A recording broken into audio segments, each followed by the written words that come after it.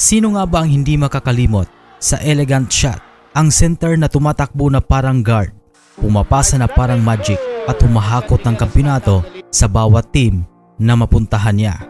Siya si Ramon El Presidente Fernandez, ang itinuturing ng marami na GOAT o greatest of all time ng Philippine Basketball Association. Pero alam nyo ba na matapos ang kanyang makasaysayang career, hindi lang sa trophy case huminto ang kanyang panalo?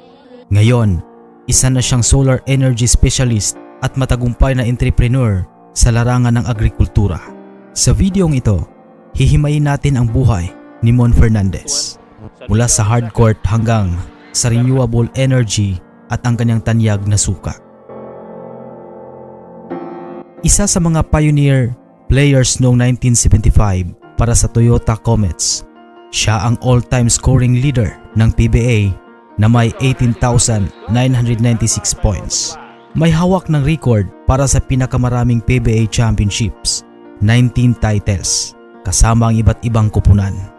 4-time PBA Most Valuable Player sa taong 1982, 1984, 1986 at 1988. Kilala bilang point center sa kabila ng kanyang tangkad na 6'4 hanggang 6'5. Kaya niya mag-dribble sa buong court at magpakita ng kakaibang passing skills. Si Mon ay hindi lang basta player. Siya ang blueprint ng modernong big man. Siya rin ang naging mentor ng mga susunod na henerasyon tulad ni Junmar Fajardo, kung saan kamakailan lang ay ipinangalan sa kanya ang PBA Finals MVP trophy. Matapos mag-retire noong 1994, hindi nawala si Mon sa limelight ng serbisyo. Nagsilbi siyang commissioner ng PSC mula taong 2016 hanggang taong 2022, kung saan nakita niya ang kahalagahan ng grassroots development sa ating mga atleta. Pero habang busy sa sports management, may mga seeds na siyang itinatanim para sa kanyang personal na legacy, ang kanyang mga negosyo sa Cebu.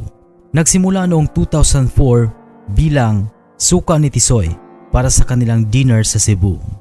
Naisipan niyang i-commercialize ang suka para matulungan ang asawa ng kanilang kasambahay sa Argao, Cebu.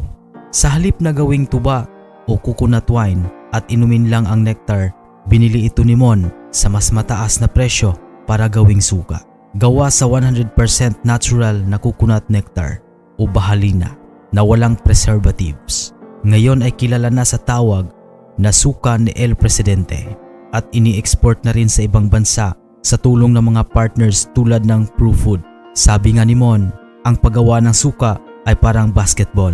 Kailangan ng tamang concoction at presensya sa fermentation para makuha ang perpektong asim. Solar panels sa rooftop ng SM Malls, drone shots ng solar farms at si Mon Fernandez na may suot na hard hat. Noong taong 2015, pumasok si Fernandez sa solar industry bilang director ng UGE Philippines kasama ang kanyang asawang si Carla Quintanar Fernandez. Itinatag nila ang RKF Solar Development Corporation. Ang kanilang kumpanya ang nag-install ng mga solar panels sa malalaking istruktura tulad ng SM City Cebu at SM Seaside. Layunin nilang labanan ang mataas na kuryente sa Pilipinas sa pamamagitan ng renewable energy solutions para sa mga commercial at industrial sectors. Para kay El Presidente, ang future ay maliwanag, literal na galing sa araw. Naniniwala siya na ang solar energy ang susi para sa mas mura at mas malinis na kuryente sa bansa. Mula sa pagiging hari ng hardcourt hanggang sa pagiging alagad ng kalikasan at agrikultura. Pinatunayan ni Ramon Fernandez na may buhay at may tagumpay matapos ang huling buzzer ng laro. Siya ay inspirasyon na ang isang atleta ay hindi lang limitado sa court. Sa tamang mindset, disiplina at malasakit sa kapwa, maaari kang maging MVP sa anumang larangan na iyong pasukin. Ikaw, ano ang paborito mong El Presidente moment? I-comment lang sa ibaba. Maraming salamat sa panonood.